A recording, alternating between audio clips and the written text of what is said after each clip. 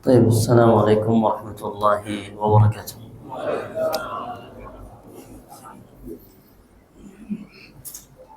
إن الحمد لله نحمده ونستعينه ونستغفره ونعوذ بالله من شرور أنفسنا وسيئات أعمالنا. من يهده الله فلا مضل له ومن يضلل فلا هادي له. أشهد أن لا إله إلا الله وحده لا شريك له وأشهد أن محمدا عبده ورسوله صلى الله عليه وعلى آله وأصحابه وسلم تسليما مزيدا. Amma ba'du, jamaah sekalian yang semoga dimuliakan dan dirahmati oleh Allah Subhanahu wa taala.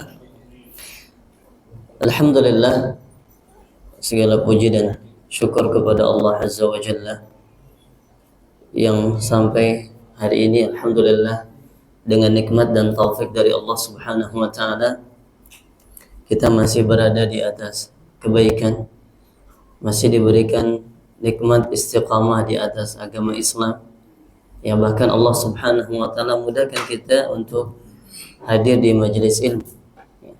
Maka kita berharap dengan hadirnya kita di majelis ilmu pada malam hari ini bisa menjadi bekal bagi kita seorang hamba yang Allah Subhanahu wa taala ciptakan untuk beribadah. Ya. Allah ciptakan kita untuk beribadah, ya. Dan untuk beribadah kita butuh bekal, ya.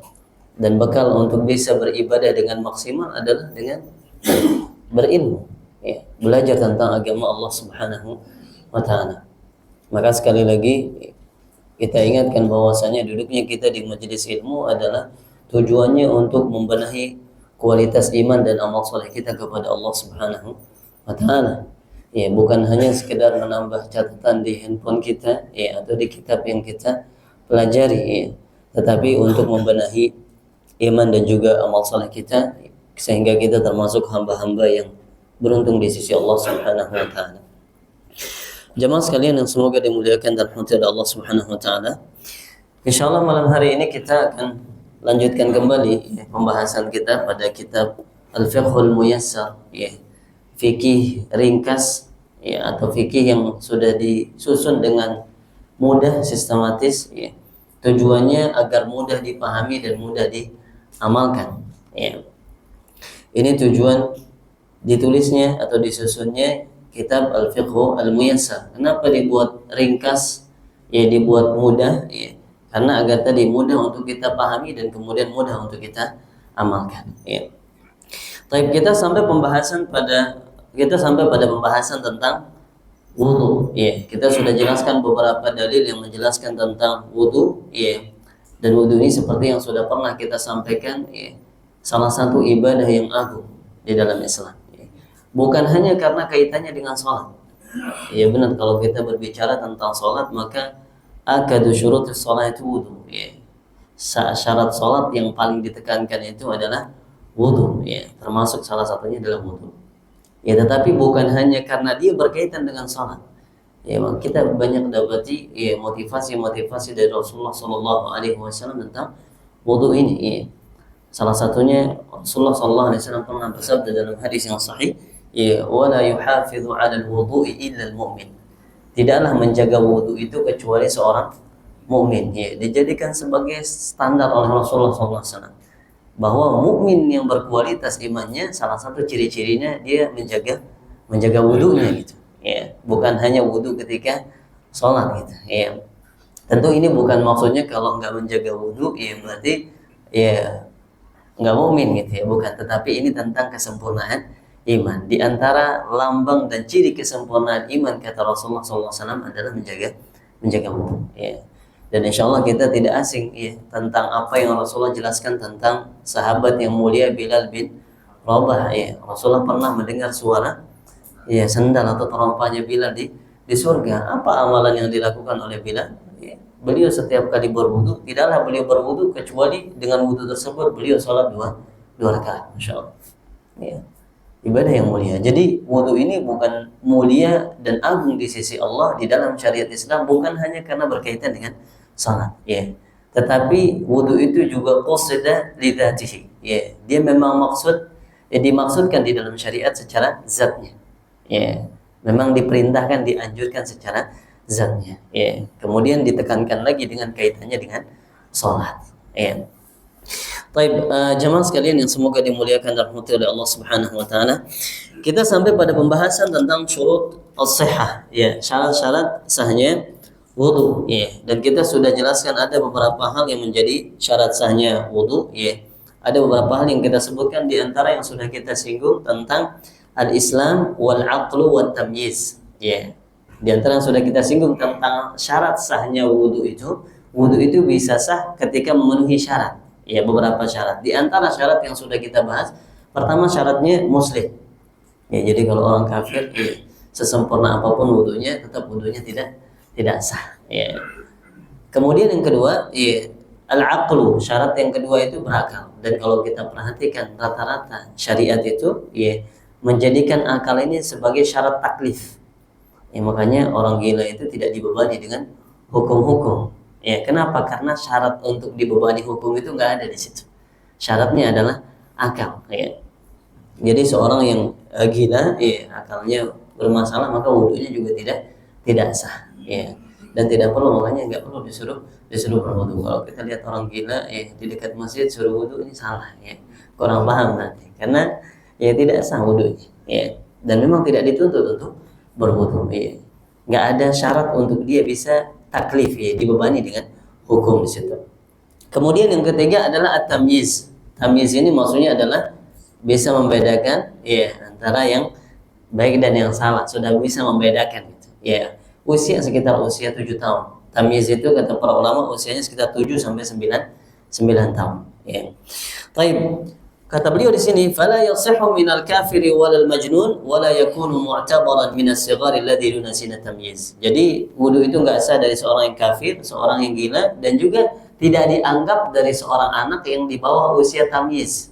Nah, kalau kita punya anak usianya 6 tahun, kita nyuruh wudu itu cuma sekedar untuk mengajarkan. Ya, bukan untuk keperluan sholatnya, ya, tetapi untuk mengajarkan bahwa kalau mau sholat itu harus berwudu terlebih dahulu. Ya, makanya kalau ngajarin anak kecil wudu itu jangan terlalu dituntut. Kamu ini kok belum sempurna wudunya, nah belum usianya. Cukup diajarin aja terus menerus, diajarkan terus menerus. Karena anak yang belum tamyiz ini, ya, memang fase untuk diajarkan terus menerus tanpa dituntut untuk langsung sempurna. Ya, karena syariat pun tidak melihat wudunya ini sebagai sesuatu yang dianggap. Ya, karena dia belum memayyiz. Baik. Itu 3 syarat yang kita sebutkan di pertemuan sebelumnya. Kemudian beliau di sini, ya, para profesor yang menyusun kitab ini memasukkan di dalam syarat sah wudu itu di sini dimasukkan an-niyah. Niat untuk berwudu. Tapi ya, kalau kita lihat kitab-kitab fikih para ulama, referensi kitab fikih dalam berbagai madhab itu, ya, banyak kita temukan para fuqaha, ahli fikih itu memasukkan niat itu bukan di dalam syarat, tetapi dimasukkannya di dalam rukun. Ya. Apa bedanya syarat dengan rukun? Ya. Bedanya syarat dengan rukun, kalau syarat itu di luar ibadah. Ya. Kalau rukun itu di dalam ibadah. Saya kasih contoh. Wudu ini di dalam sholat atau di luar sholat? Di luar, makanya dia menjadi syarat, bukan rukun sholat. Tetapi kalau ditanya takbiratul ihram itu dalam sholat atau di luar sholat? Dalam sholat, maka dia rukun, bukan syarat. Ya, itu perbedaan rukun dengan syarat. Tetapi dua-duanya harus dilakukan. Baik syarat maupun rukun, syarat sah ataupun rukun, dua-duanya harus dikerjakan. Karena kalau nggak dikerjakan, konsekuensinya ibadah itu tidak sah jadi. Tapi itu perbedaannya kata para ulama, bahwa kalau syarat itu dia di luar ibadah, tapi kalau rukun itu di dalam ibadah tersebut. Nah, makanya para ulama ini sedikit berbeda pendapat tentang niat. Apakah niat ini dikategorikan di luar sholat atau di dalam sholat? Ya. Nah, ini yang menjadi pembahasannya para ulama. Makanya sebagian itu memasukkan niat itu di dalam syarat, seperti di sini di dalam kitab Al-Fiqhul Muyassar, dimasukkannya di syarat sah sholat. Ya. Tetapi sebagian ulama memasukkannya di dalam rukun.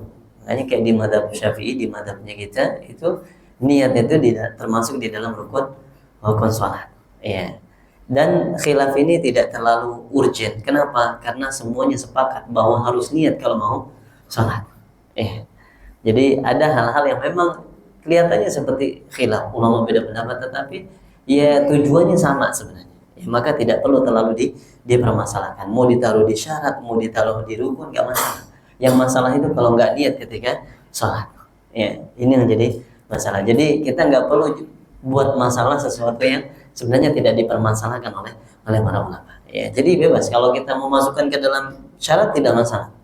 Karena memang beberapa ulama juga memasukkannya di dalam syarat salat. Ya.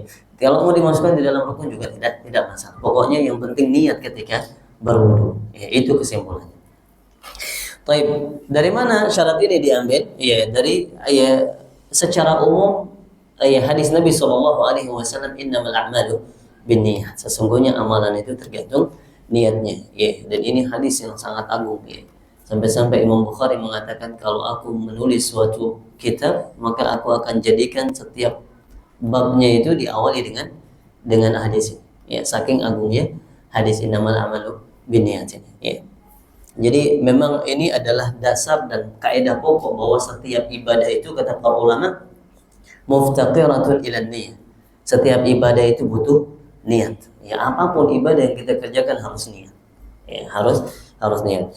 Baik, wala yushra'u at-talaffuz biha li'adami thubutihi 'ani Nabi sallallahu alaihi wasallam. Ini juga sudah kita singgung bahwa beliau mengatakan di sini tidak disyariatkan untuk dilafadzkan karena memang tidak ada dalilnya dari Nabi sallallahu alaihi wasallam. Ulama itu sepakat bahwa yang jadi tolak ukur niat itu adalah apa yang ada di dalam hati. Karena niat kalau kita lihat juga artinya dari para ulama, niat itu kalau bahasa Arab itu artinya al-qasdu wal iradah. Maksud dan keinginan atau tujuan. Maksud itu sama keinginan adanya di mana? Di dalam hati. Ya. Maksud dan keinginan itu adanya di dalam hati. Ya, makanya di mazhab Syafi'i pun yang kita lihat di mazhab ahli balad ya, di negara kita ini ya. Yang wajib itu memang sebenarnya di dalam hatinya. Ya, adapun ya di dalam mazhab Syafi'i itu melafadzkan niat itu hanya sekedar untuk membantu apa yang ada di dalam hati. Ya. Jadi ulama itu sepakat sebenarnya kalau cuma di dalam hati doang itu sudah cukup. Ya. Kalau dalam hati doang itu sudah cukup. Ini sepakat para ulama. Ya. Ini sepakat para ulama, dan kita lihat dalil-dalil itu tidak ada yang menunjukkan bahwa Nabi Shallallahu alaihi wasallam sebelum berwudu dan sebelum sholat itu kemudian melafadzkan niat. Ya, makanya beliau mengatakan li'adami thubutihi 'anin Nabi sallallahu alaihi wasallam, karena tidak sabit ya, tidak ada dalilnya ya, dasarnya langsung secara khusus dari Nabi sallallahu alaihi wasallam. Baik, kemudian syarat yang berikutnya yang juga sudah kita singgung di pertemuan sebelumnya adalah al-ma'u tahur, yaitu bersuci dengan air yang tahur, air yang suci dan mensucikan. Kita sudah bahas ya, mana saja air yang suci dan mensucikan. Baik, jadi saya akan lanjut. Kalau bersuci dengan selain air yang suci dan mensucikan, maka wudunya tidak sah karena ini syarat sahnya wudu. Oke. Baik, yang berikutnya kemudian yang keenam berarti ya, kata beliau izalatu ma yamna'u wusulul ma'i ilal basyarah. Di antara syarat sahnya wudu juga adalah menghilangkan apa yang menghalangi masuknya air ke dalam kulit. Iya. Makanya ini harus hati-hati ya. Mungkin beberapa istilahnya beberapa bahan-bahan yang biasa digunakan untuk menghiasi kuku atau apa gitu, ya harus hati-hati. Dilihat apakah ini menghalangi masuknya air atau tidak. Ya ini perlu diperhatikan. Kenapa? Karena kalau air nggak bisa masuk, maka wudu tidak sah. Maka mungkin muncul pertanyaan. Jadi ini diantara pertanyaan yang sering muncul juga di tengah-tengah jamaah biasanya. Bagaimana dengan orang yang ya mungkin ya punya tato misalnya. Ya mungkin dulu di zaman ya sebelum paham tentang agama lebih dalam, ya mungkin dulu pernah ada tato di bagian wudunya. Apakah wudunya sah atau tidak? Sah atau tidak wudunya? Baik, pendapat yang paling kuat wudunya sah. Kenapa? Karena ternyata dilihat kalau orang tatoan ini kalau dia lagi keringetan bisa keluar nggak dari situ? Keluar. Berarti kalau air bisa keluar, air juga bisa masuk, kata para ulama. Ya. Kalau air bisa keluar, maka dia juga bisa masuk. Ini salah satu indikasi yang dilihat oleh para ulama. Ya. Baik. Jadi harus berhati-hati sekali lagi kalau bahan-bahan yang bisa menghalangi air untuk masuk ke anggota-anggota wudhu ini harus dihilangkan sebelum kita berwudhu. Ya. Jadi kita lihat aja kalau mungkin tangan kita kena cat atau dan lain sebagainya. Kalau ini ternyata menghalangi air maka harus dihilangkan terlebih dahulu. Ya, dilihat. Ya. Baik. Kemudian di antara yang menjadi syarat sah juga yang ketujuh adalah al-istijmar atau al-istinja' inda wujudi sababihima lima taqaddam. Ya. Di antara syaratnya harus sudah cebok. Ya. Baik itu istinja dengan air atau istijmar dengan media selain air. Jadi harus dibersihkan dulu. Ya.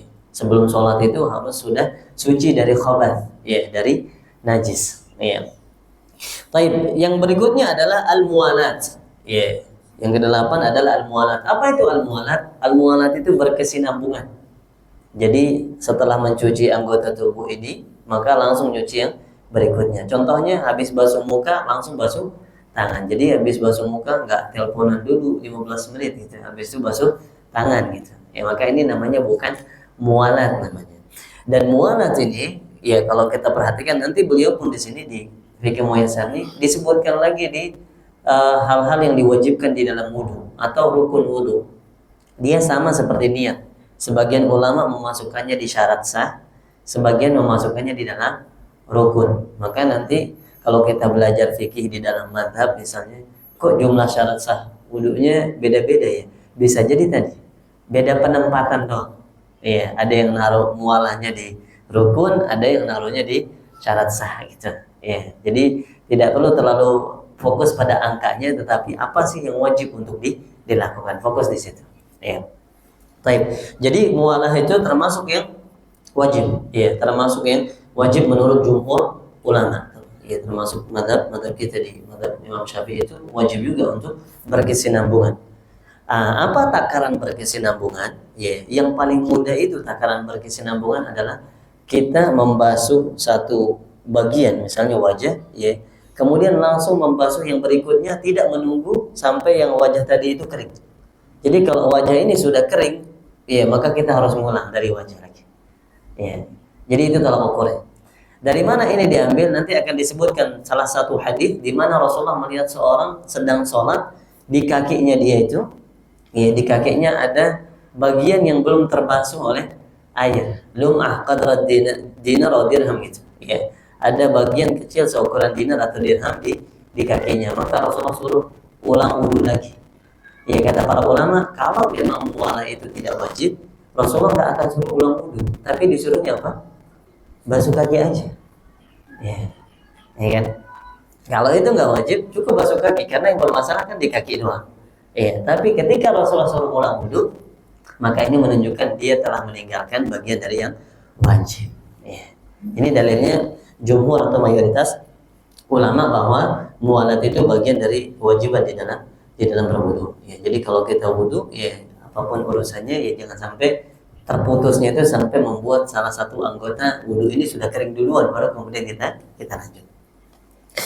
Baik. Kemudian yang berikutnya adalah at-tartib. Ya, tertib di dalam berwudu sesuai urutan. Ini juga sama. Sebagian memasukkannya di dalam syarat, sebagian memasukkannya di dalam rukun. Ya.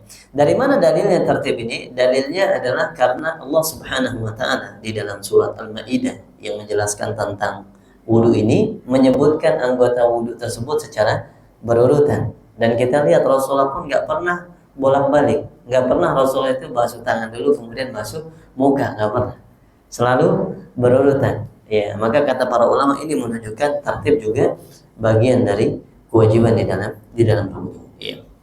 Meskipun tadi ya tentu ada beberapa tentu ada khilaf dari sebagian ulama di situ, tetapi wallahu taala alam bisawab yang kuat ya pendapat yang mengatakan bahwa tertib atau sesuai urutan itu adalah bagian dari kewajiban di dalam berwudu.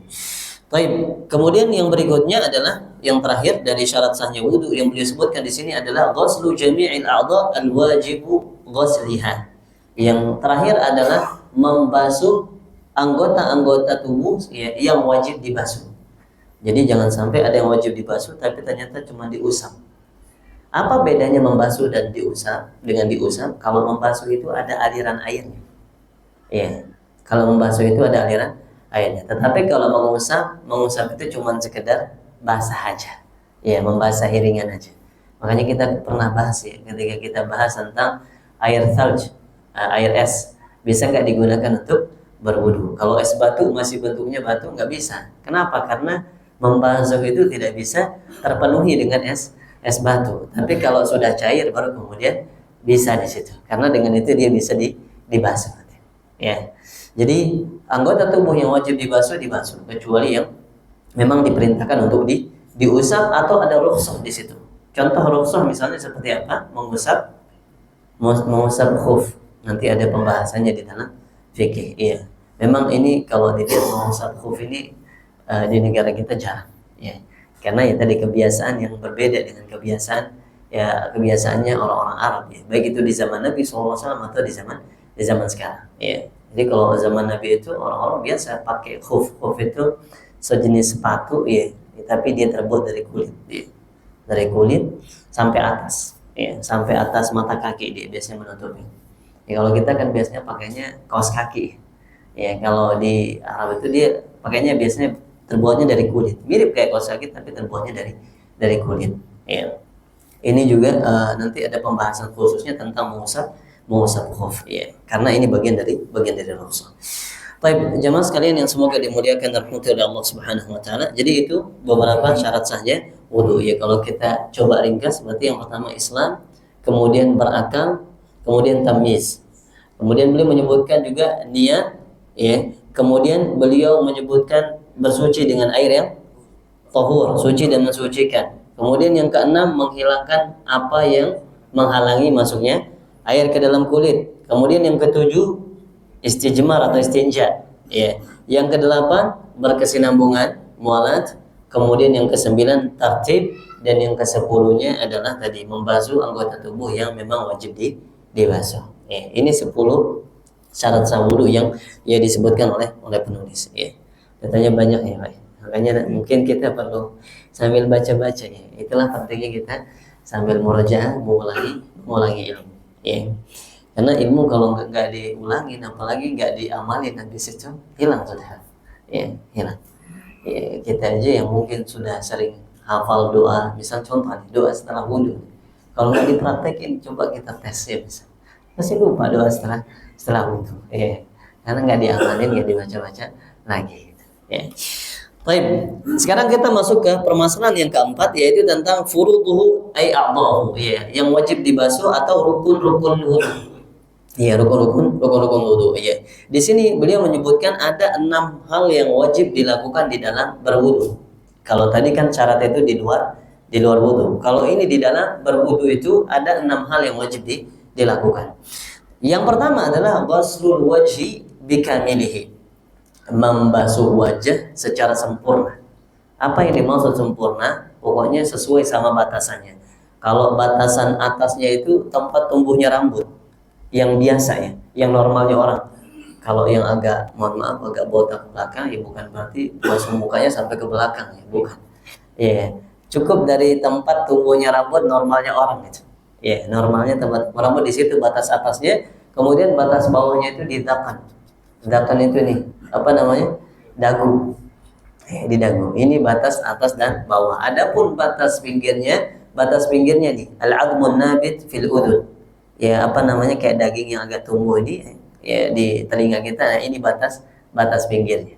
Maka ketika kita membasuh, nah yang dihitung satu itu kalau semua sudah sempurna. Misal contoh, ada orang wudu itu kan cuma basuh gini. Ini belum dihitung satu. Kapan dihitung satu basuhan? Ketika sudah sempurna, rata semua. Ya, ketika sudah rata. Jadi kalau ada orang basuh 1, 2, baru ketiganya dia rata, nah ini baru 1 namanya. Ya. Jadi yang dihitung itu ketika sudah rata semuanya kena basuhan. Ya, makanya bagusnya itu dari awal kita ngambil air itu sudah diratain gitu. Ya, jadi bukan cuma sekedar dibasahin dulu, baru diratain. Tapi diratain, kemudian diratain lagi, ini 3 kali. Ya, meskipun tidak wajib 3 kali, sebagaimana nanti akan kita singgung juga insyaallah. Baik, dalilnya adalah ya ayat yang disebutkan yang masyhur, ya idza kuntum ila shalah faghsilu wujuhakum. Kalau kalian berdiri untuk salat maka ya basuhlah wajah-wajah kalian. Nah, di sini beliau mengatakan wa minhul madmadatu wal istinsyaq. Di antara bagian dari membasuh wajah itu adalah berkumur-kumur dan istinsyaq, ya. Nah, dan ini memang pendapat di dalam mazhab Hambali, ya, menyelisihi pendapat mayoritas ulama fikih. Kalau ulama fikih itu memang nggak wajib apa namanya kumur-kumur dan juga istinsyaq, nggak wajib. Tapi kalau di mazhab ya Imam Ahmad itu wajib. Kenapa? Karena mulut yang kita bersihkan dengan kumur-kumur dan juga hidung yang kita bersihkan dengan istinsyaq ini kan bagian dari wajah. Ya, ini dalilnya di dalam mazhab Imam Ahmad itu. Dan kemudian dalil yang menguatkan juga bahwa Rasulullah tidak pernah meninggalkan kumur-kumur dan istinsyaq. Ya, Rasulullah tidak pernah nggak kumur-kumur dan tidak pernah nggak istinsyaq. Dan yang dilakukan oleh Nabi SAW ini menjelaskan apa yang masih umum di dalam ayat. Kalau di ayat kan cuma basuh muka doang, masih umum. Masuk nggak ini mulut apa namanya kumur-kumur dan istinsyaq, belum jelas kan? Ya, maka yang dilakukan oleh Nabi, dawamnya Nabi, terus-menerusnya Nabi di dalam kumur-kumur dan istinsyaq itu menjadi penguat bahwasanya kumur-kumur dan istinsyaq itu juga wajib dilakukan sebagaimana membasuh wajah. Ya, tapi sekali lagi, ya ini pendapat di dalam mazhabnya Imam Ahmad. Ya, meskipun mayoritas ulama tadi memandang itu hukumnya sebatas sunnah, tetapi ya dalam bentuk kehati-hatian lebih baik jangan ditinggalkan. Ya. Jangan sampai kita tinggalkan, karena dalil yang dibawa oleh imam-imam di dalam mazhabnya Imam Ahmad itu dalil-dalil yang kuat juga, ya. Sebagaimana jumhur ulama juga punya dalil di dalam mazhabnya Imam Ahmad juga dalil-dalilnya kuat gitu. Ya, maka ya semoga tadi ya, kita terus-menerus hati-hati di dalam masalah-masalah seperti ini. Ya, kalau ada yang mengatakan sunnah dan wajib, ya kita kerjain aja biar kita dalam kondisi aman, ya, sehingga kita tenang di dalam beribadah. Ya. Baik, makanya di sini beliau mengatakan li'annal fama wal anfa minal wajhi. Kata beliau di sini karena al-fam, mulut dan juga hidung itu termasuk bagian dari wajah. Ini alasan kenapa kita juga harus kumur-kumur dan istinsyaq. Baik. Itu yang pertama yang harus dilakukan, ya, dari 6 yang wajib dilakukan di dalam berwudu. Baik, kemudian yang kedua, ghuslul yadaini ilal mirfaqain.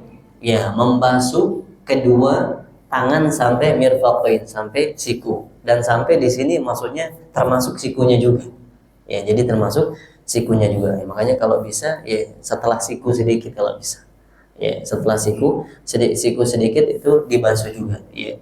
Karena siku ini juga bagian dari yang harus dibasuh ketika berwudu. Dan seperti yang kita sampaikan bahwa ketika membasuh sampai siku itu, ya kita mendahulukan yang kanan kan sunnahnya. Ya, kita mendahulukan yang kanan, maka kalau mau basuh 3 kali, basuh dulu tiga kali, baru kemudian kiri 3 kali. Kalau kita cuma mau basuh sekali aja, ya udah sekali, kemudian basuh yang kiri sekali, udah selesai. Ya, baik. Jadi yang paling kuat itu bukan kanan kiri, tapi kanan 3 kali, kiri 3 kali. Ya, ini paling kuat. Ya. Baik. Kemudian beliau mengatakan mashur ra'si kullahu ma'al udhunain. Ya. Yang wajib yang ketiga yang dilakukan adalah mengusap seluruh kepala disertai dengan mengusap telinga, kedua telinga. Ya. Dan ini juga makanya saya sempat sampaikan di penghujung kajian di pertemuan sebelumnya itu, ya, bahwa di dalam belajar tentang sifat wudu nanti mungkin kita akan ketemu dengan khilaf. Ya. Maka apa yang perlu kita lakukan? Ya, pastikan kita fokus pada bagaimana Rasulullah SAW ketika berwudu. Ya.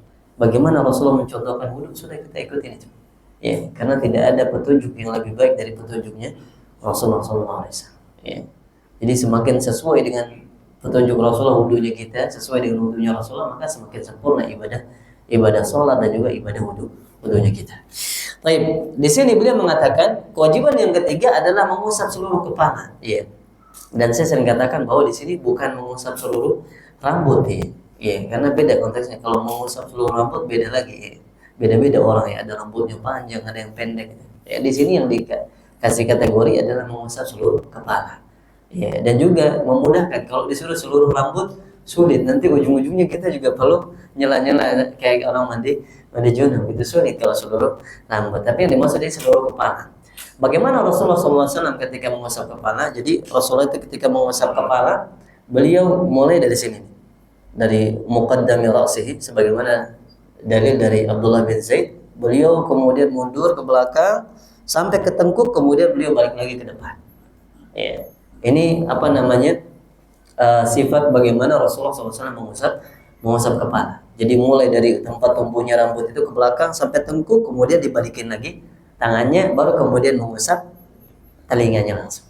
Ya, ini yang dilakukan oleh Rasulullah SAW. Ya, memang di sini sekali lagi ada khilaf. Kalau di mata kita kan Imam Syafi'i yang penting mengusap sebagian kepala, itu sebagian rambut ya.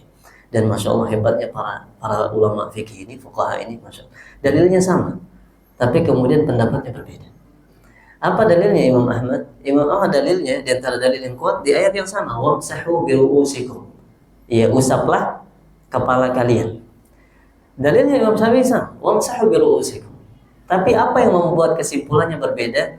Fungsi dari huruf ba. Di ayat itu kan wamsahu biru'usikum. Kalau Imam Ahmad mengatakan bi di sini itu maksudnya ilsaq, nempel. Jadi semua kepala. Ba-nya itu di situ lil ilsaq namanya. Ilsaq nempel. Jadi semua kepala harus diusap. Kalau Imam Syafi'i enggak, ba-nya itu di situ ba'diyah. Menunjukkan hanya sebagian doang. Ya. Masya Allah. Dalilnya sama tapi kesimpulannya kemudian berbeda. Masya Allah. Ya. Jadi ya makanya yang penting kita ketika tadi menjalankan belajar tentang fikih itu kita punya dasar dalil. Ini yang penting. Sehingga nanti ketika kita bertemu dengan Allah Subhanahu wa taala kita punya dalil. Ya, kenapa engkau seperti ini? Kita punya dalil di hadapan Allah Subhanahu wa taala. Maksudnya punya dalil enggak mesti harus hafal dalilnya. Nanti kalau disuruh hafal dalil berat gitu kan. Ya, sudah mulai berat kalau hafal dalilnya. Hafal ayat aja kadang enggak nambah-nambah gitu kan. Ya, semakin nambah ayatnya semakin mundur juga yang udah dihafal gitu.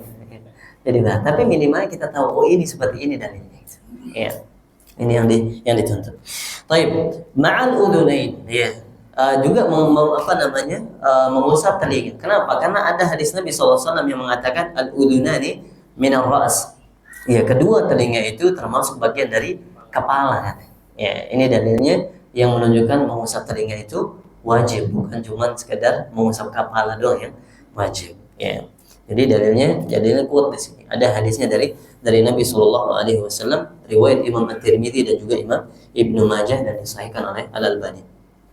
Taib, makanya di sini karena para penulis kitab fikih muyassar ini, ya, secara umum sebenarnya memang fuqaha Hanabilah, ya, ahli fikih di mazhab Hambali, meskipun mereka tidak selalu di dalam mazhab, tapi ketika ada dalil yang lebih kuat mereka ngikutin dalil, ya.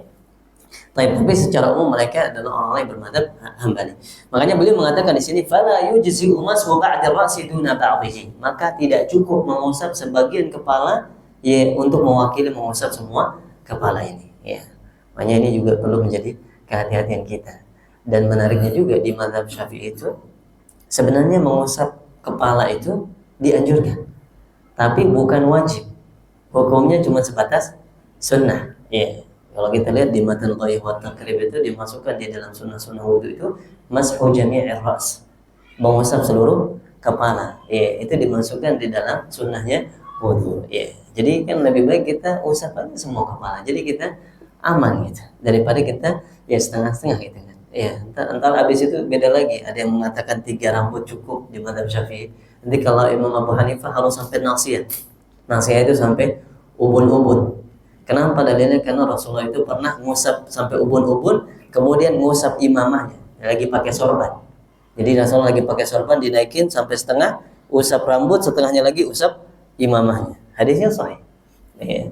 Jadi nanti akan banyak lagi. Kalau kita udah usap semuanya, udah kita tenang.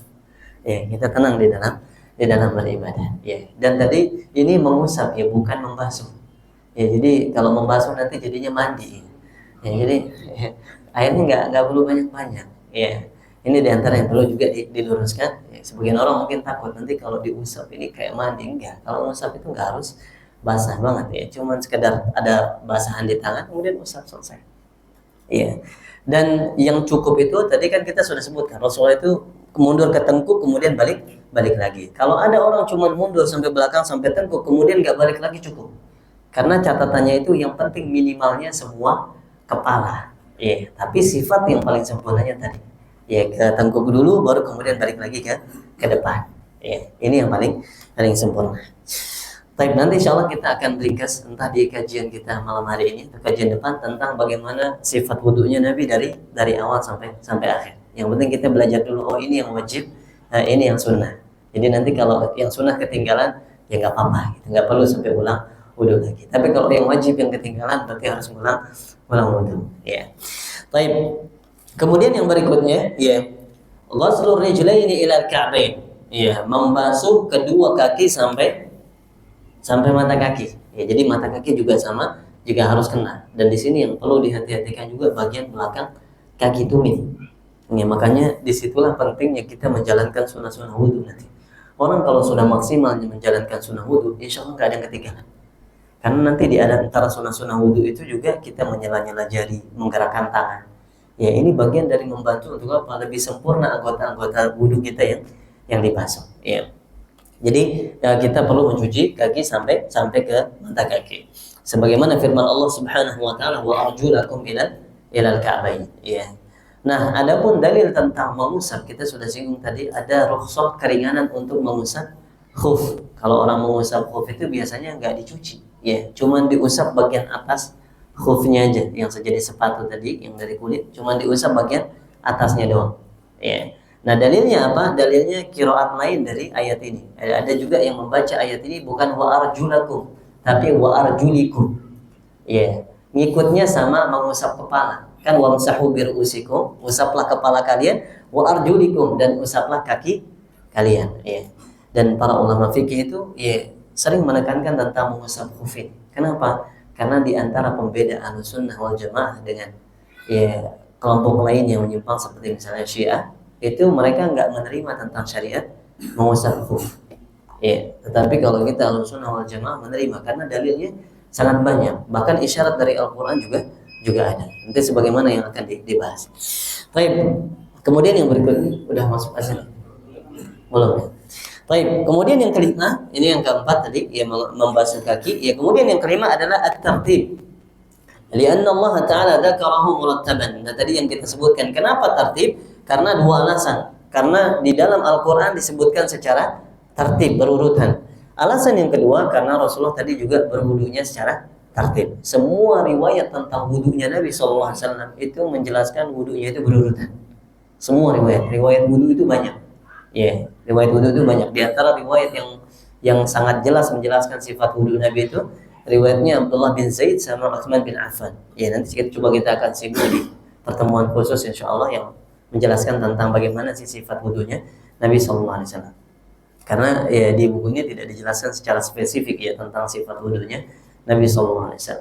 Nah, itu rata-rata menyebutkannya secara tartib. Ya, antara yang wajib-wajib dibasuh ini yang di dalam Al-Qur'an itu disebutkannya secara tartib berurutan. Maka ini dalil yang kuat menunjukkan bahwa tartib itu juga bagian dari yang wajib dilakukan di dalam berwudu. Baik, kemudian yang berikutnya, ya, yang keenam, yang terakhir di antara yang wajib untuk dilakukan adalah al-muwalat. Ini yang tadi kita singgung di ya syarat sah. Ya, makanya tadi kita sampaikan juga sebagian memasukkannya di syarat sah, sebagian memasukkannya di dalam rukun. Ya. Berkesinambungan bi an yakuna ghuslul 'udwi 'aqiba alladhi qablahu mubasharatan biduni ta'khir. Ya. Maksud dari muwalah berkesinambungan, habis basuh satu anggota yang wajib dibasuh, basuh lagi yang berikutnya. Ya, langsung dibasuh yang berikutnya. Kalaupun ada jeda, diharapkan jedanya itu jeda yang ringan. Misalnya cuma sekedar ngangkat telepon, afwan tanah lagi wudu misalnya. Ya, kalau ini insya Allah nggak sampai kering wajahnya. Ya, mustahil untuk kering insya Allah. Kalau cuma sekedar waktu yang ringan, meskipun dalam kondisi yang cuaca yang panas. Ya, meskipun dalam kondisi cuaca yang panas. Baik, di antara dalil yang digunakan hadis yang kita sebutkan tadi, ya, hadis yang sahih yang diriwayatkan oleh Imam Ahmad bahwasanya Nabi SAW melihat rajulan yusalli, ya seorang laki-laki yang salat, wa fi dhahri qadamihi lum'atun qadrat dirham, dan di bagian lututnya, di bagian belakang itu, ya tumit ya afan kalau lutut. Di bagian tumitnya itu ada bagian yang ya terlihat belum terbasuh, ya. Dia belum terbasuh seukuran dirham itu. Ya, maka kemudian Nabi SAW memerintahkan dia untuk mengulangi wudunya. Ya, kalau sholatnya diulangin ya, Kalau sholatnya diulangi nggak? Di sini dikatakan fa'amarahu an yu'idal wudu. Maka Rasulullah perintahkan dia untuk ngulangin wudunya. Sholatnya diulangi nggak? Diulangi. Kalau disuruh ngulangin wudu, maka otomatis sholat ulang juga. Ya. Kalau disuruh ngulang sholat, belum tentu ngulangin wudu. Ya, karena tidak setiap yang membatalkan sholat membatalkan wudu. Ya. Tidak semua yang membatalkan sholat itu membatalkan wudu. Nanti kita akan belajar insya Allah di pembahasan tentang sholat. Tapi setiap yang membatalkan wudu membatalkan sholat. Ya, karena kalau syaratnya udah batal, yang dilakukan itu juga akan batal. Ya, nanti kita akan bahas di tempatnya insya Allah. Baik, ya, bagian terakhir insya Allah beliau mengatakan falau lam takunil mualatu syartan la amarahu bi ghasli ma fatahu. Kalau bukan mualat itu sebagai hal yang wajib untuk dilakukan, sebagai syarat yang wajib dilakukan, maka Rasulullah hanya akan perintahkan membasuh kaki aja tanpa mengulangi berwudu. Walam ya'murhu bi i'adatil wudu'i kullahu. Ya, Rasul enggak akan suruh mengulangi wudu semuanya dari awal. Tapi cukup membasuh kaki, ya. Cuma dari perintah Rasulullah itu, ya, kemudian para ulama menyimpulkan kalau disuruh ulang berarti ya itu kewajiban yang ditinggalkan. Ya, maka harus diulang, ya. Wallahu taala alam bis-shawab. Ya. Sudah masuk waktu sholat? Belum, ya Masya Allah. Taib. Itu beberapa tentang ya, yang wajib dilakukan ketika berwudu. Jadi kalau kita belajar tadi ringkas, ya, permasalahan yang ke-10 tadi tentang syarat sahnya wudu. Ada 10 yang kita sebutkan. Nanti bisa dimurajaah lagi. Yang kemudian yang permasalahan keempat ini, pembahasan yang keempat tentang 6 hal yang wajib dilakukan di dalam wudu. Ya, dimulai dari membasuh muka sampai tadi tentang mualat. Ya, makanya sebagian ulama tadi menyebutkan rukun wudu itu ada 6. Ya, ada juga yang menyebutkannya 7. Tergantung niat itu ditaruhnya di mana. Ini sekali lagi apa yang kita bahas di sebelumnya. Baik, kemudian kita masuk ke pembahasan yang berikutnya yang penting juga tentang wudu adalah tentang sunanuhu. Ya, sunnah-sunnah berwudu. Ya, tadi kalau kita sudah paham tentang wajib-wajibnya, ya, ada beberapa kewajiban. Sekarang yang sunnah untuk menyempurnakan wudu kita. Dan ini fungsi dari amalan nafilah. Semua hal yang sunnah itu diantara fungsinya adalah melengkapi ibadah, ya, menyempurnakan ibadah. Makanya seperti contoh sholat sunnah rawatib setelah sholat wajib dan sebelum sholat wajib, apa fungsinya? Menyempurnakan sholat wajib kita. Ya. Secara umum kata para ulama, ibadah sunnah itu menyempurnakan ibadah wajib. Ya, maka ya tadi semoga kita semangat juga untuk hal-hal yang ya sifatnya sunnah-sunnah ini. Baik. Kata beliau, yang pertama di antara sunnah-sunnah wudu adalah at-tasmiyah. At-tasmiyah itu maksudnya mengucapkan bismillah. Ya, mengucapkan bismillah. Ya, ini pendapat yang kuat dan ini pendapatnya jumhur ulama, mayoritas ulama. Ya, berbeda dengan pendapatnya Imam Ahmad. Kalau Imam Ahmad itu wajib bismillah. Ya, kalau di madzhabnya Imam Ahmad itu wajib bismillah. Ya, kenapa? Karena dalil di dalam Al-Qur'an, di dalam hadis Nabi SAW, la wudu'a liman lam yadhkur ismallahi alaihi. Tidak ada wudu bagi orang yang tidak menyebut nama Allah SWT. Tidak ada wudu, ya. Maka ini disimpulkan berarti wudunya tidak sah. Ya, tetapi sekali lagi yang kuat pendapatnya jumhur, mayoritas ulama yang mengatakan bahwa bismillah itu cuma sekedar sunnah. Kalau mau lebih hati-hati lagi, pendapatnya Imam Malik. Imam Malik mengatakan dia wajib ketika ingat, tapi gugur ketika lupa. Ya, kalau kita lupa ya nggak apa-apa gugur. Ya maksudnya ya jangan sengaja ditinggalin. Kalau kita ingat bismillah, nggak usah bismillah lah, cuma sunnah. Nah, ini jangan. Ya, karena di dalam madzhabnya Imam Malik itu ini bagus di tengah-tengah gitu. Kalau kita ingat kita baca, kalau nggak ingat ya sudah gugur gitu. Ya, dan ya, di antara juga yang menunjukkan bahwa ini nggak wajib seperti contohnya kalau di kamar mandi kita nggak mau coba bismillah gitu. Meskipun bisa dengan di dalam hati, ya, tapi yang dijadikan sebagai tolak ukur itu ucapan lisan. Makanya kalau orang baca Al-Fatihah, ya, dalam hati sah nggak sholatnya? Nggak sah. Al-Fatihah itu harus dibaca dengan lisan, harus bergerak. Makanya kalau ada orang sholat dari awal, ini sholat sendiri dari awal tiba-tiba Allahu Akbar, ini sholatnya nggak sah. Kenapa? Karena kalau Al-Fatihah itu harus dibaca dengan lisan. Sama seperti ini, Bismillah juga harus dibaca dengan lisan. Ini yang dimaksud wajib di dalam madzhabnya Imam Ahmad, tetapi yang sahih adalah hukumnya sunnah. Ya, sebagaimana yang disebutkan oleh penulis di sini di kitab Al-Fiqh Al-Muyassar. Udah masuk waktu. Kita azan insyaallah.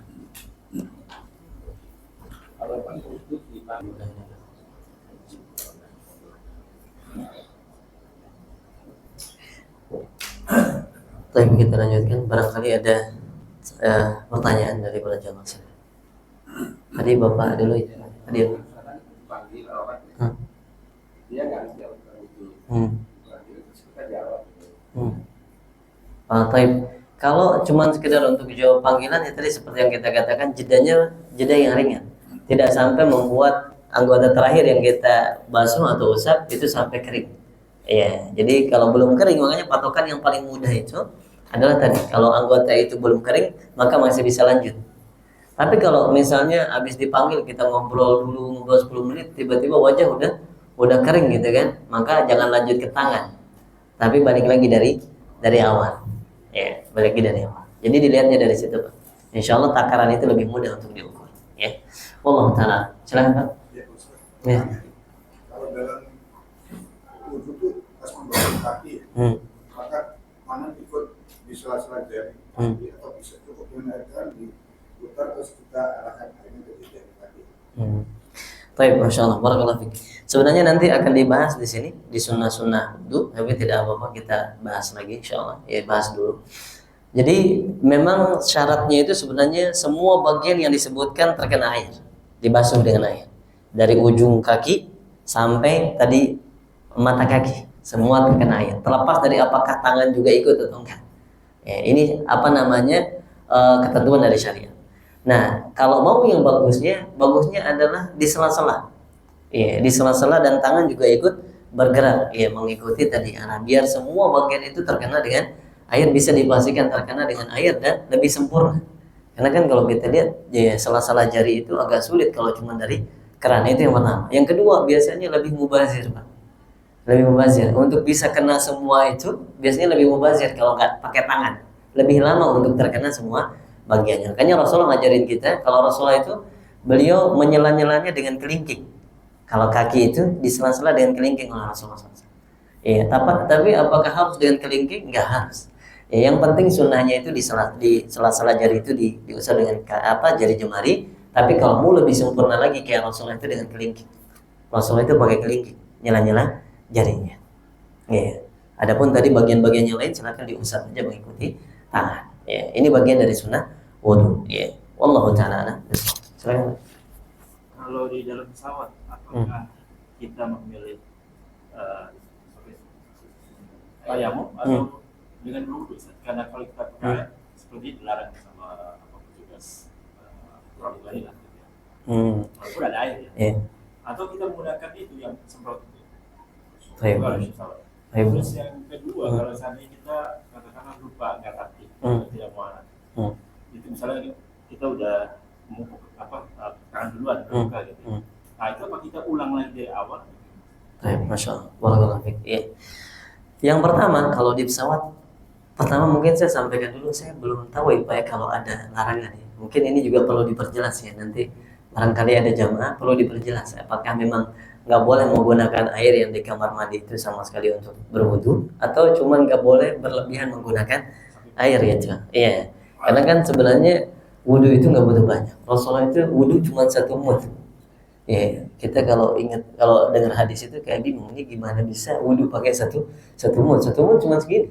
Ya, kita 1 gayung aja nggak cukup gitu. 1 gayung nggak cukup kita. Ya, jadi sebenarnya standar wudu itu nggak harus banyak air gitu kan. Jadi kalau misalnya yang dilarang itu banyak menggunakan air, maka itu bisa diantisipasi. Ya, tadi kita wudu sederhana, ya, basuh sekali-sekali cukup. Karena seseorang tidak boleh berpindah menuju pengganti kalau yang aslinya masih ada. Ya, air. Kapan tayamum itu boleh? Ketika nggak mampu menggunakan air atau nggak ada air. Selama ada air dan mampu menggunakan air, maka wajib wudu. Ya, maka kita wajib berwudu. Jadi memang harus air. Ya. Taib, itu yang jawaban pertama. Jadi harus dipastikan. Gitu. Ya. Kalau memang boleh, ya berarti harus berwudu. Kalau nggak boleh, memang dilarang, ya maka cari opsi yang lain menggunakan air. Bagaimana dengan semprotan? Nah, semprotan ini perlu dilihat. Ya. Dia statusnya bisa dikatakan membasuh atau dia cuma mengusap akhirnya. Ya, karena kan dia cuma rintikan-rintikan kecil gitu. Tadi kita sudah sebutkan standarnya. Kalau membasuh itu ada aliran airnya ada gitu. Ada aliran airnya, ini membasuh. Meskipun nggak banyak, tapi ada aliran airnya, ini membasuh. Tapi kalau mengusap itu kan cuma basah-basah doang. Dan sepertinya kalau semprotan itu ya khawatirnya cuma sekedar basah-basah doang gitu, nggak bisa membasuh gitu. Ya, maka dilihat lagi. Ya. Karena kalau membasuh nanti mungkin pramugarinya juga akan komplain gitu. Kok membasuh-basuhnya di tempat wudhu gitu, harusnya di kamar mandi gitu ya. Ya. Jadi itu perlu dilihat maksudnya. Kalau memang opsinya memang boleh, maka harus wudhu. Pokoknya nggak boleh ke tayamum kecuali benar-benar tidak bisa menggunakan air, tidak mampu, atau tidak ada air. Itu aja yang membuat dia bisa ke tayamum. Ya, jadi sebenarnya bukan pilihan yang bisa dipilih. Ya, tapi ini sesuatu yang memang apa namanya nggak ada pilihan lain itu. Kita nggak punya pilihan lain, makanya kita tayamum gitu. Ya, ini tentang tayamum karena dia rukhsah. Karena dia cuma rukhsah. Itu yang pertama. Ya, waalaikumsalam. Kemudian masalah tertib, ya. Kalau tertib ini memang kalau kita lihat sebagian ulama ya mengatakan wajib, sebagian sunnah. Kalau tadi kan mualat itu jumhur mengatakan wajib. Ya, kalau berkesinambungan itu mayoritas ulama memang mengatakan wajib. Sedangkan tertib ini sebagian yang lumayan banyak juga mengatakan ya nggak wajib gitu. Ya. Makanya sebagian mengatakan kalau lupa tertib ya nggak masalah gitu. Tapi saya lebih condong ke pendapat yang mengatakan udah tertib itu termasuk yang diwajibkan. Hati-hati karena dalilnya para ulama yang mengatakan tertib itu wajib kuat. Iya, tadi dari Al-Quran dan juga dari hadis Nabi SAW. Jadi kalau kita ulang itu lebih baik dan lebih ihtiyat. Ya, apalagi ini ibadah yang besar kayak sholat ini ibadah yang besar, maka ihtiyat di situ lebih ditekankan. Ihtiyat itu maksudnya apa? Ihtiyat itu maksudnya kehati-hatian.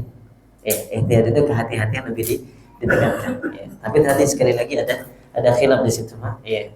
Saya lebih condong pendapat yang mengatakan bahwa tertib itu tetap wajib. Ya. Jadi ketika kita keliru, ya lupa, ya keliru kemudian ya maka diulang aja dari awal. Ya. Wallahu ta'ala a'lam bishawab. Silakan. Riwayat Rasulullah tidak menjawab salam pada saat berwudu. Kalau menjawab salam itu setahu saya bukan wudu, Pak, tapi sholat. Ya, kalau wudu, wallahu a'lam bishawab, apakah dalilnya sahih atau enggak saya tidak tahu. Tapi kalau yang sholat itu dalilnya sahih. Ada sahabat yang lewat kemudian mengucapkan salam. Rasulullah sedang sholat. Rasulullah nggak jawab. Karena nggak boleh mengucapkan sesuatu selain bacaan sholat di dalam sholat. Iya. Ini riwayat yang sahih yang saya tahu. Ya. Tapi kalau ketika berwudu, wallahu a'lam bishawab, saya belum pernah dengar. Karena ulama pun tidak ada yang mengatakan nggak boleh berbicara saat wudu, nggak ada. Yang bilang nggak boleh, yang bilang nggak boleh nggak ada. Ya. Kalau menganjurkan untuk fokus berwudu ada beberapa ulama. Tapi kalau bilang nggak boleh berbicara saat berwudu nggak ada. Yang nggak boleh itu sholat.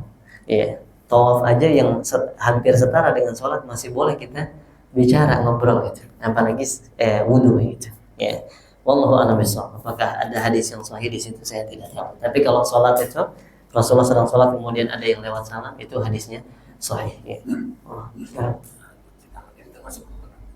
Mencuci kedua telapak tangan itu termasuk sunnah wudu. Nanti akan disebutkan di sini. Sampai silakan. Tadi kan salat itu kan berapa? Tapi kalau orang tua yang sudah tidur bagaimana? Terus yang kedua, keluarga masuk. Bagaimana kan kalau kita salat Jumat, yang masih sudah naik mimbar, ada yang mobil kita tinggal di sana kalau tengah. Bagaimana kejadiannya? Kalau dari depan sadar itu anak-anak mau menuju, jadi masih bukan pasar. Kita sebagai rumah harus kemana? Baik, barakallahu fiik. Tapi yang pertama, kalau orang sudah pikun, dilihat pikun itu udah hilang akal atau bukan? Hilang akal atau bukan? Tapi akalnya memang bermasalah gitu. Setahu saya memang orang pikun akalnya bermasalah. Maka kalau akal bermasalah, maka tidak wajib memang. Jangankan pikun, Pak, maaf ya. Orang yang sedang ya mungkin dalam kondisi mabuk nih. Ya, mabuk ini kan nggak gila ya. Tapi akalnya tidak normal, hilang akal. Maka dia tidak wajib. Makanya kalau ada orang mabuk gak mungkin suruh wudu gitu. Kenapa? Karena memang akalnya itu sedang tidak ada. Makanya kenapa syariat itu melarang khamr ya, dan yang sejenisnya? Karena tadi dia mencederai akal, berbahaya bagi akal yang menjadi tolak ukur ditetapkannya taklif, kewajiban hukum oleh syariat. Ya. Jadi pokoknya tidak terbatas pada gila gitu. Tetapi pokoknya kalau akal tidak aktif sebagaimana mestinya, maka di situ ya tidak sah wudu. Ya, tidak sah wudu. Kapan dia berwudu? Ya, setelah balik lagi akal. Ya, setelah normal lagi. Karena sebagian ulama ada yang mengatakan ada orang yang gilanya ya nggak lama gitu, mungkin bisa sembuh. Saya kurang tahu kalau dari sisi ilmu kejiwaannya ya. Tapi kalau kita buka di kitab Siyam, kitab tentang puasa, di antara pembatal puasa itu al-junun walau sa'ah, ya, atau walau lahdah, ya, kegilaan meskipun sesaat. Ya, saya sering bertanya-tanya tuh, maksudnya sesaat ada nggak orang gila itu sesaat? Ini perlu dilihat dari sisi ya apa namanya ilmu kejiwaannya, apakah benar atau tidak. Ya. Baik, kemudian yang kedua, pertanyaan yang kedua masalah itu kondisi kita sebagai makmum, ya gugur, kita nggak perlu ingetin. Sebenarnya siapa yang harus ingetin? Khatib. Jadi khatib itu menjadi di dalam khutbah itu nggak kaku. Rasulullah itu jangan lupa pernah menegur seorang yang baru datang tiba-tiba duduk disuruh bangun untuk sholat, padahal lagi khutbah itu. Ya, makanya ketika ya khatib sedang berkhutbah kemudian ada yang perlu diingatkan, ya para jamaah silakan yang mungkin tertidur bisa bangun, ya nggak masalah gitu. Ya nggak masalah, karena nggak mesti harus kaku di dalam khutbah itu. Khutbah itu isinya memberikan nasihat, memberikan peringatan, dan bisa juga mengingatkan anak-anak di situ. Jadi tugasnya di situ bukan tugas jamaah tapi tugasnya khatib. Kalau jamaah lebih baik nggak usah, daripada pahalanya hilang. Ya. Gitu ya Pak ya. Wallahu ta'ala a'lam bishawab. Masih ada Pak? Oh silakan. Khuf. Sekarang kan mungkin orang banyak pakai sepatu, dan ada pakai kaki dalam. Nah itu yang dirusak itu sarung kaki atau sepatunya dari sepatunya. Baik, masya Allah. Ketika dia mau masuk ke masjid, nah berarti kan dia lepas dengan apa yang mana? Baik, masya Allah. Barakallahu. Pertama, nanti akan dibahas ini tentang mengusap khuf. Nanti insya Allah kita akan bahas lagi. Mengusap khuf itu ada kriterianya, Pak. Banyak syarat yang disebutkan oleh para ulama. Di antara syarat khuf itu harus menutupi mata kaki. Jadi bukan masalah kaos kaki atau sepatunya aja. Kalau kita pakai sepatu di bawah mata kaki, maka ini tidak memenuhi kriteria. Karena dia harus menutupi bagian yang memang wajib dibasuh ketika wudhu. Bagaimana tentang kaos kaki? Kalau kaos kaki ini ada khilaf di para ulama. Kalau di mazhab Syafi'i itu jawrab itu kaos kaki tidak memenuhi kriteria untuk menjadi khuf. Kaos kaki itu tidak memenuhi kriteria kalau di mazhab Syafi'i. Kenapa? Karena nggak bisa dipakai jalan untuk safar. Kita pernah ngelihat orang pakai kaos kaki safar, kaos kaki doang nggak pakai apa-apa. Dikiranya gila mungkin dikiranya. Kaos kaki aja safar. Kalau yang normalnya di kita pakai sepatu, maka sepatu ini lebih kuat dari sisi pendalilan untuk disamakan dengan khuf. Ya, tapi dia punya kriteria. Sepatu yang seperti apa? Sepatu yang menutupi ya tadi yang wajib dibasuh. Ya, makanya kalau sepatu yang tinggi apa istilahnya? Boot, ya, sepatu boot itu masuk ke kriteria. Masuk kriteria untuk dosa. Cuma yang jadi kendala ketika kita sholat di masjid yang memang di situ sudah bersih, sudah ini harus dijaga kebersihannya, harus lepas alas kaki. Maka ini juga tidak bisa dipraktekkan. Makanya saya katakan di Indonesia ini sulit untuk dipraktekkan. Kenapa sulit? Karena tadi di masjid kita ini yang boleh masuk kaos kaki. Sedangkan kaos kaki di mazhab Syafi'i tidak bisa dikategorikan sebagai khuf. Tapi kalau di Arab Saudi memang punya khuf sendiri. Ya kalau di Indonesia saya belum pernah lihat ada yang punya khuf ya. Nanti bisa di-searching Pak biar punya gambaran tentang khuf ya. Di-searching di situ khuf itu seperti apa gambarnya biar kelihatan. Dia mirip kaos kaki, mirip sepatu tapi dari kulit, dari awalnya sampai penutupnya dari kulit semua. Itu dipakai untuk jalan dan boleh masuk masjid. Di Masjid Nabawi pun terakhir saya di situ tahun 2015 sampai 2019 itu boleh masuk pakai khuf. Masih boleh masuk pakai khuf. Ya saya pernah beberapa kali ngeliat jamaah itu masuk pakai khuf. Ya, tapi kalau di sini mungkin nggak tahu nih kalau di Indonesia ya tergantung kebijakan DKI mungkin. Wallahu ta'ala alam bishawab ya. Mungkin itu yang bisa disampaikan ya para jamaah sekalian ya. Dan sebelum penutup ya semoga ya Allah Subhanahu wa taala berikan kemudahan kita memahami ilmu ya, diberikan ilmu yang bermanfaat dan semoga ya kita termasuk orang-orang yang letih dan capeknya itu di atas kebaikan. Sehingga nanti ketika kita bertemu dengan Allah ya kita bisa menjadi orang-orang yang ya, bangga karena kita capeknya untuk duduk di majelis ini ya. Capek kerja tiba-tiba harus duduk di majelis Ya, insyaallah. Semoga Allah berkahi ya semuanya. Amin ya rabbal alamin. Hadza wa sallallahu ala nabiyyina Muhammad wa akhiru da'wana alhamdulillahi rabbil alamin. Subhanakallahumma wa bihamdika asyhadu an la ilaha illa anta astaghfiruka wa atubu ilaik. Assalamualaikum warahmatullahi wabarakatuh.